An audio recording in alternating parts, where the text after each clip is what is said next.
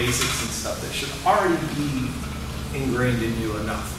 So I can kind of move forward a little bit and not have to spend so much time. I'm going to review just a few little details, but I'll be, as I go around and people are doing stuff, I'll then correct little details individually.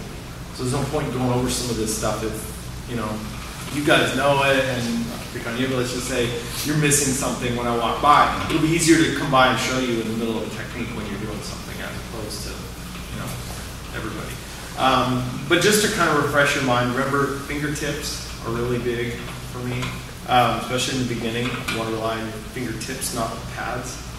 Things slip out of your hands, so we use fingertips. Our Soke is notorious for his fingertips. When he's coming, you know, doing things to you and it looks like he's just kind of brushing, but if you look, he catches the fingertips all the time. He catches your fingers, he'll catch your lip, he just catches things all the time.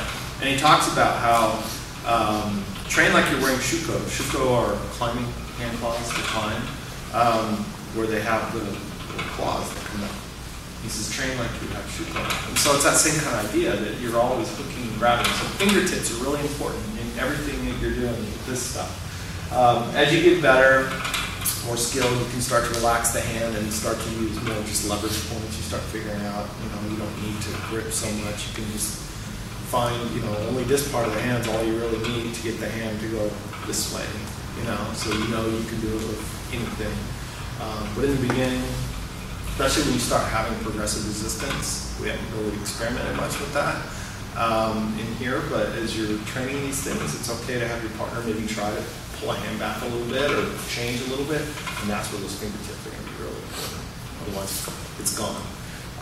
Especially if you put some lotion on your hands, I'll replicate sweat and everything else, and then try to do these. It's gone.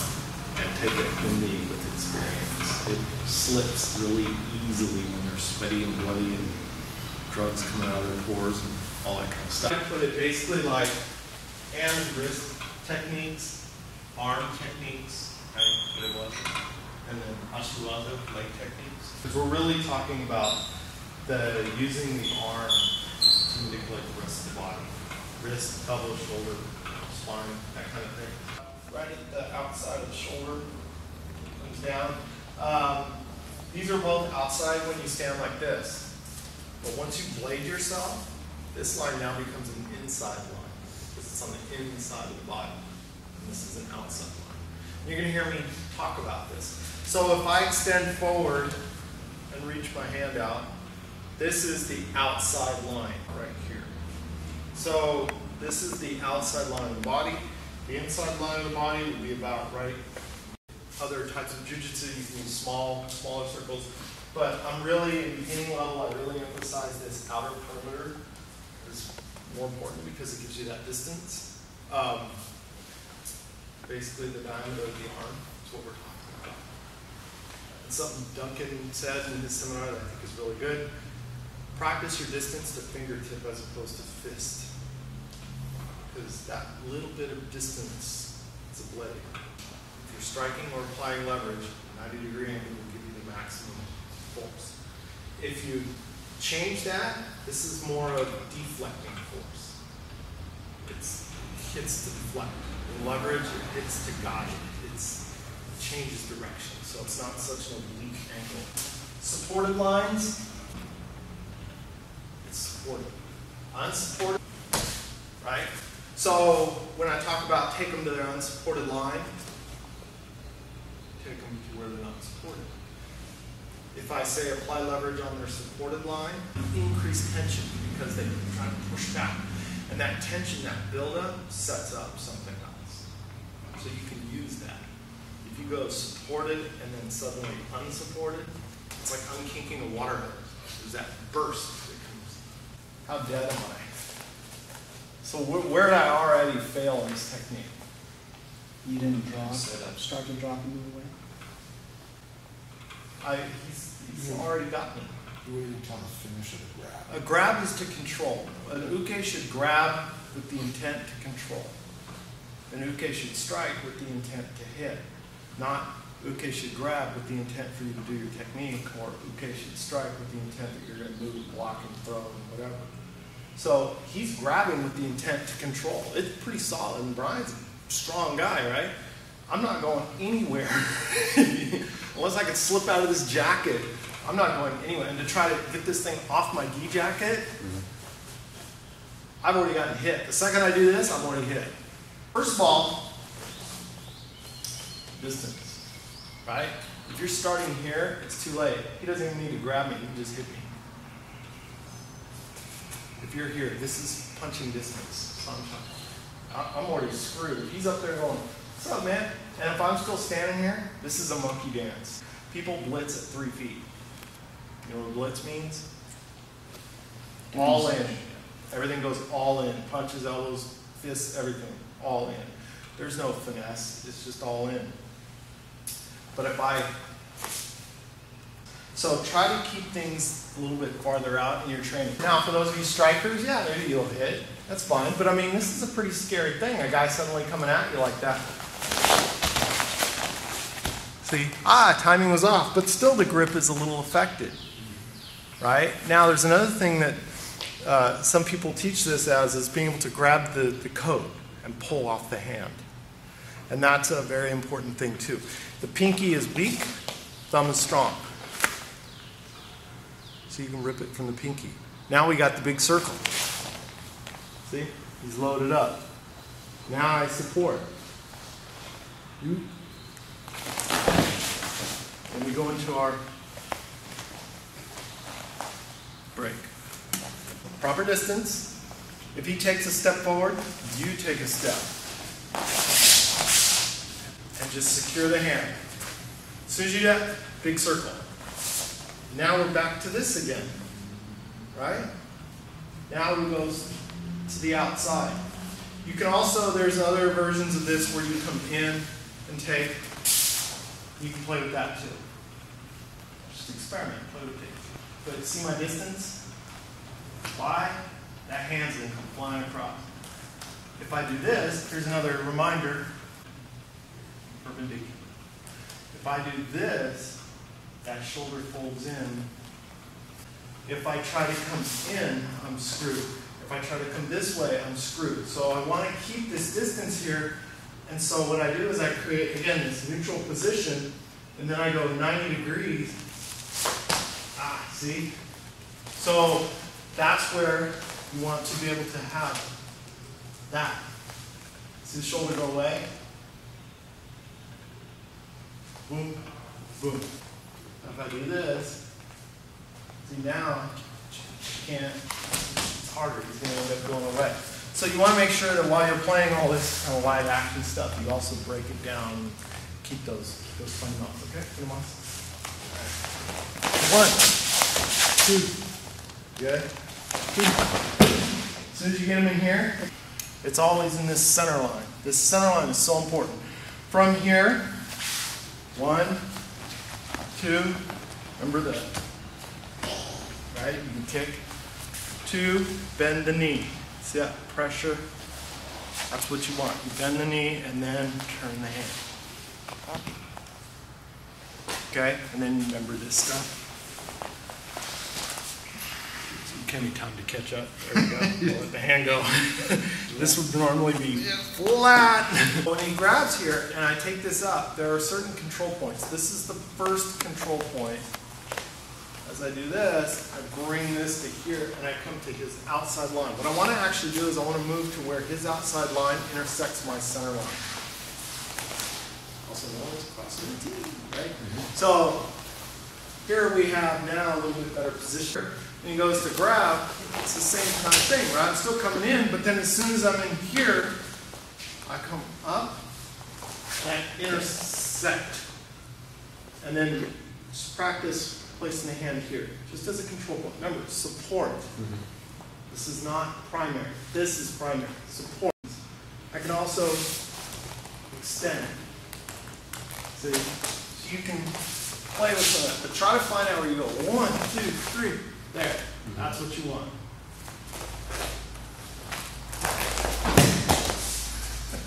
Right? So, see, and I'm stopping timing, which allows his body to settle. But in real time, things would go, right? 3. This can also become this here. But I only enter a little bit. You can play with some of that stuff if you want, a little bit more advanced kind of stuff. So when I take this and come up, there's a possibility of that. If I do this, what's here? Nothing. It's unimpeded and from any direction. But at least if I go here, I have this and this. Then when I do this, I have, so you're kind of covered, right? And now I can, have a little bit more freedom because I'm protected. So he'll go to grab here and pull it away. Then when I go to come up to here, now see, now it's like all he's kind of left with is punching me. See, and I don't have a weapon, there's nothing in here. So now it comes where I can just kind of cheat and play and do all these cool techniques because I'm not thinking about any weapons. So try to imagine weapons. And that will help explain a lot of this kind of stuff here. See the difference?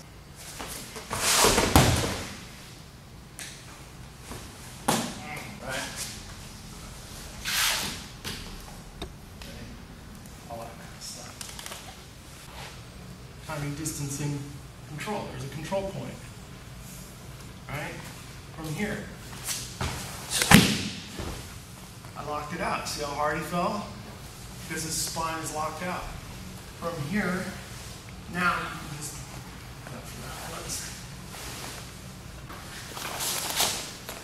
and see there's that hand right there again. So I'm still dissecting his outside line.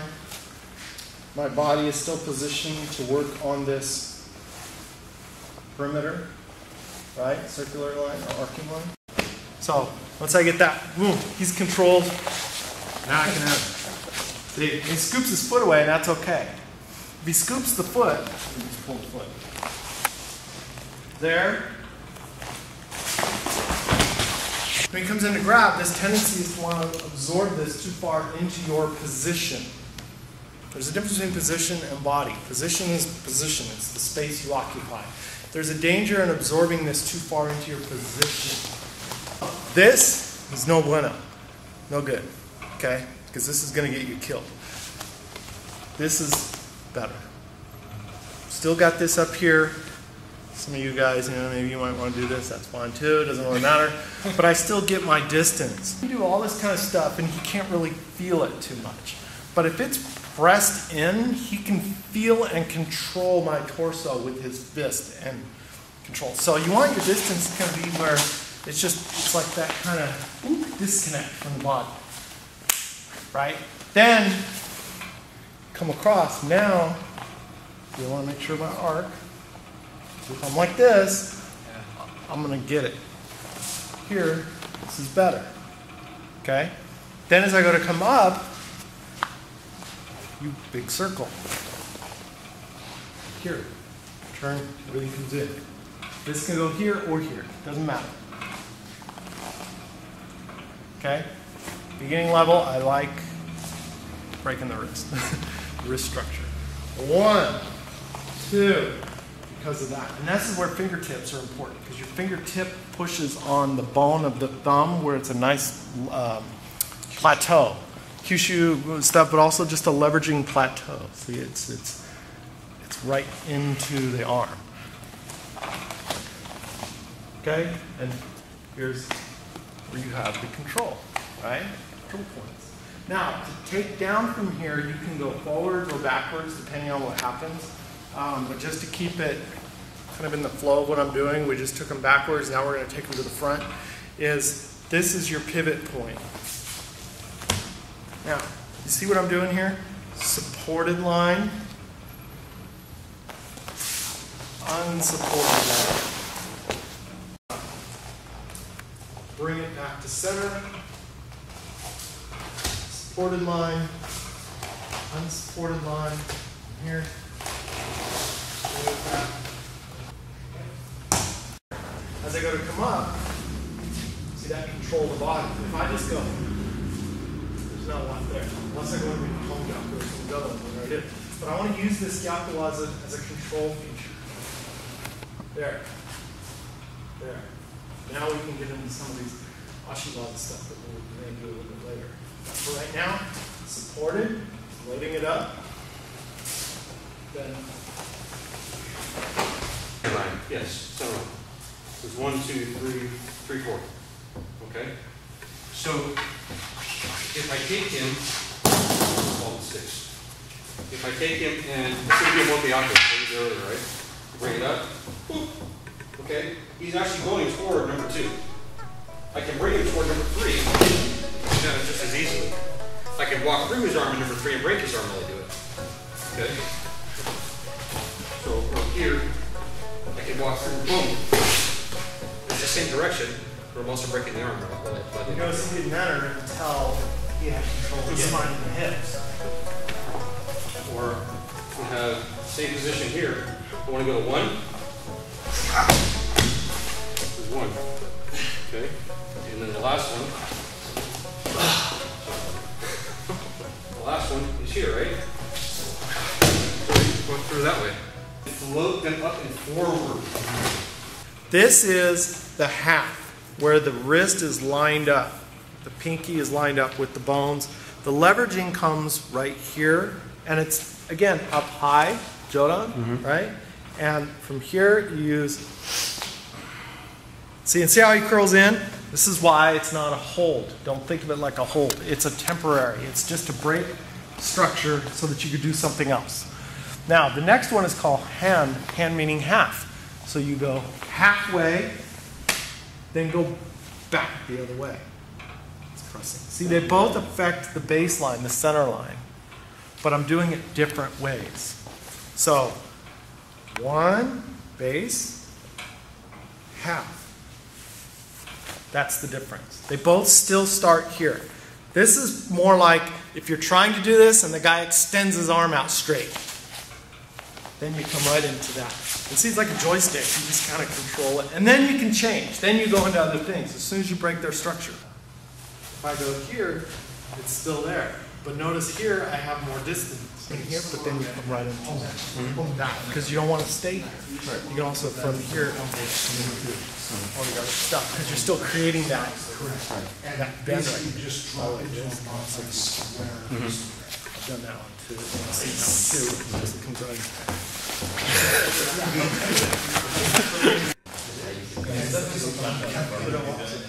Don't want to come into that.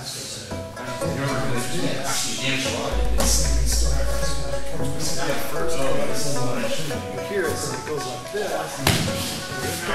Back.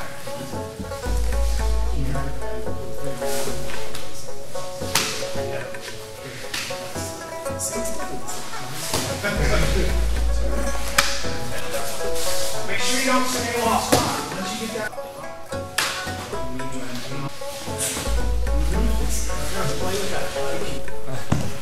Right? By the way, if they grab you in a reverse grip, there's a grip they press like this, like let's say it's to the side or whatever, it's already there. It's right there. Right? Oh yeah. It's very simple. Like. And now you come into your neck. Some of these kind of things. There it is right there. As soon as you get to that, it's the same thing. If you notice what I was doing, I'm compressing, but I'm also pushing down with the elbow, just like doing that. So those are all hinkas, they're all variations. And by the way, if you get to here, do that, and also this strap. But you're right there. You're inside. There's nothing impeded between your hand and your face, right? Okay. So what you do is you practice 1. Then you come back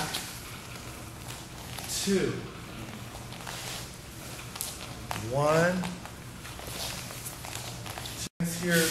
You're creating one contact point, or control point. The bendy part of the elbow, because it's the part of the arm that bends.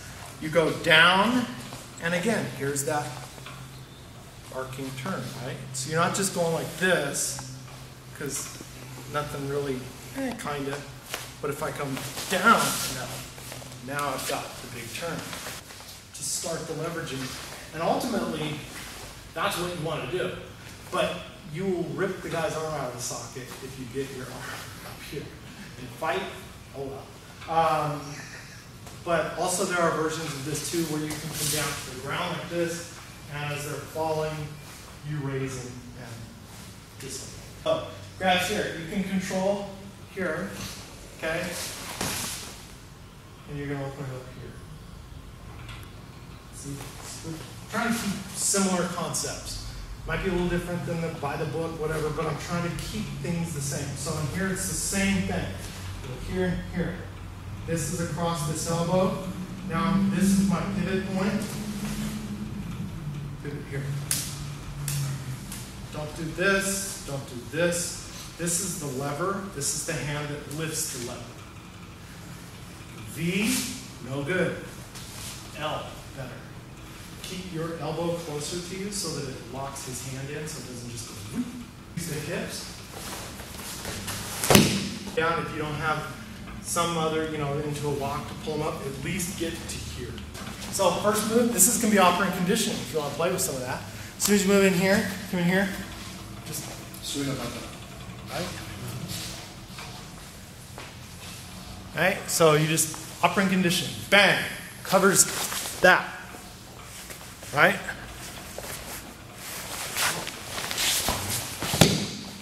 This is... Look at somebody too. Here, Darren did this really good this time. When he took him down, he hung him. The first time he let him go on his back, no bueno, because then the guy can fight. Right. But you see how he's hung? That's a good position. He can't fight from anymore. And you can easily rip the shoulder. That's where the damage occurs, right there. Can you do that by turning that way? Yep. You just... See, this is all hip. I'm going to open this up. Here. It goes here. To drop in, you just step in. You want to drop.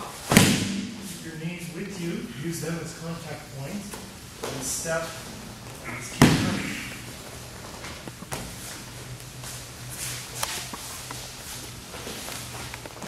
One. Two. Right?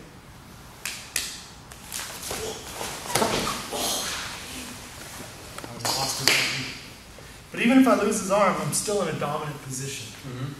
Right? Leg right there. See, even if I lose the arm. Did you get caught me?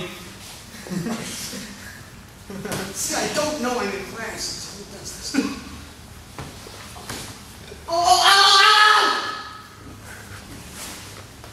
So the first position Darren did is Jumonji no Kamae.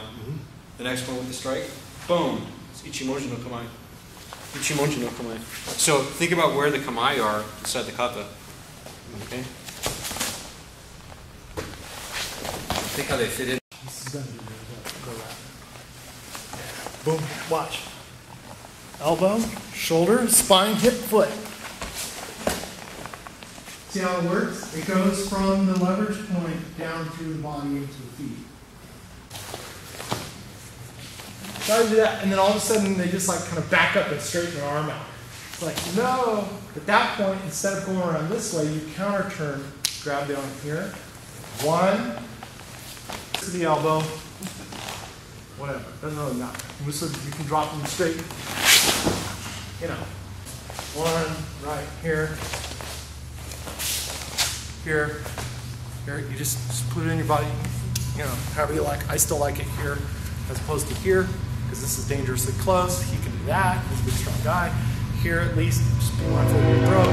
But you want the leverage to come towards you, not down, because if you go down, it comes right off you. So you want it to be more, okay? Right? So you in here like this, can't get this up, maybe it's bent, right? There's always that too. Maybe it's bent, and I'm not able to get this kind of lock thing going on. Offset. You go to try to get this, maybe it doesn't work, maybe let's go. You keep rolling in, you got it here, now you kind of play with some of them. One. Let's go. You just move up the arm. If you let's go, move up the arm. Elbow, shoulder. Elbow, hand, shoulder, elbow. Right? This is Gyaku. Grabs with the same start. 1. Start to do this. 2. He lets go. Go for the elbow. 3. Take the elbow. Whether it's locked or it's bent, I don't really care. I'm not trying to be so specific on that because I don't want you to freak out if it doesn't lock. Keep your hips. Don't do this. 4. Enter in. And just take the legs.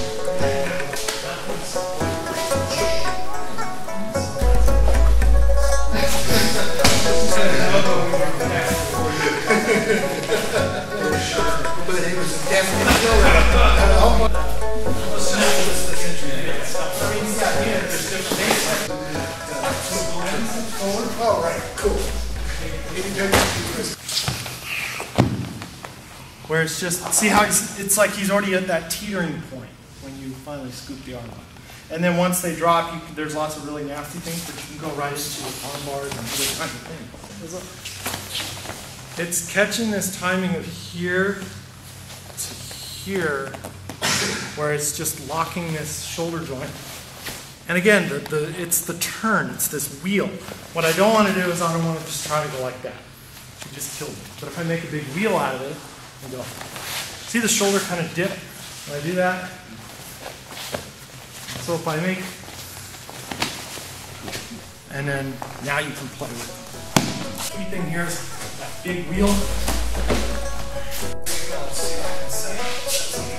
far as who participates.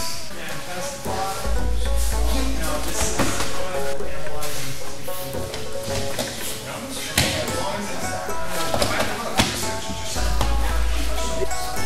See how you took my hand away? Yeah. See how it's still control?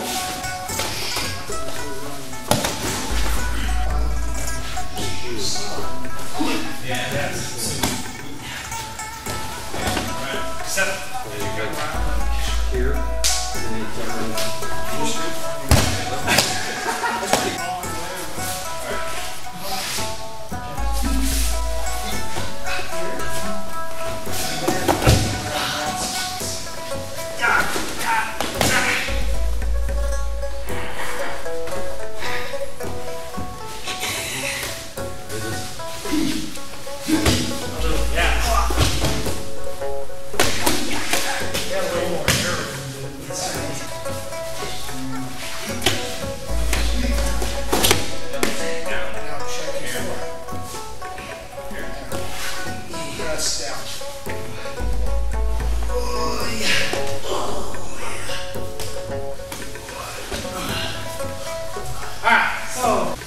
So you got Musha Dori.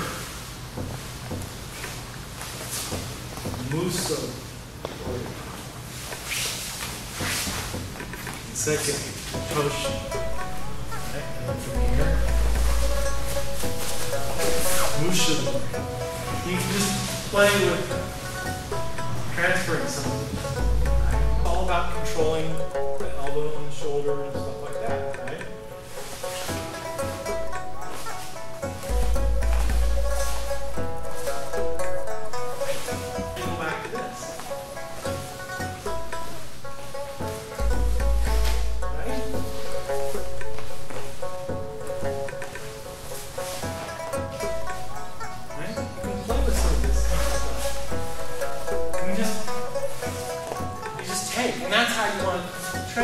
But be careful that it doesn't just become this.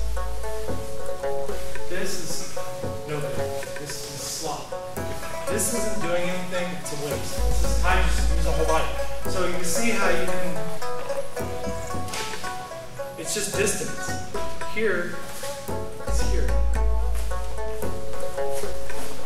See, I just go from wrist to elbow, feel like I walk up the river. here, turn out, there's the hand, do the Gyaku, and also do the Torite, and Maki, all these things.